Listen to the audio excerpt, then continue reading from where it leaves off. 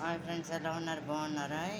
కొబ్బరి ఉండలు బాగున్నాయి. ఇది లేత పాకంతో చేశాను అనమాట ఫ్రెండ్స్. ఇది ఏంటంటే ఇది 3 కొబ్బరికాయలు అనమాట ఫ్రెండ్స్. అరకిలోకి బెల్లం అనమాట ఫ్రెండ్స్. ఇది ఏంటంటే కొంచెం డిఫరెంట్గా చేశాను అనమాట. ఈ ఈ అనేది ఏంటంటే డిఫరెంట్గా అంటే ఏంటంటే ఫ్రెండ్స్, నేను ముఖ్యంగా చేసింది పాకం పట్టేసేసి అది పాకం వచ్చిన తర్వాత, తీగ పాకం వచ్చిన తర్వాత అప్పుడు ఈ కొబ్బరి తురుము అనేది అందుట్లో వేసి కలిపేసాను అనమాట ఫ్రెండ్స్. నేను వేసి ఈ విధంగా చుట్టాను అనమాట ఫ్రెండ్స్. నేను చూడండి, ఇది కనుక మీకు నచ్చినట్టు లైక్ చేయండి, షేర్ చేయండి, సబ్స్క్రైబ్ చేయండి.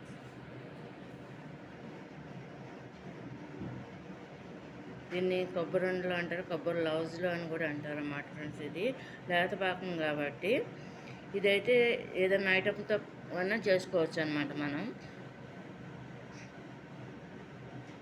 దీన్ని కజ్జికాయల్లోనూ పెట్టుకోవచ్చు.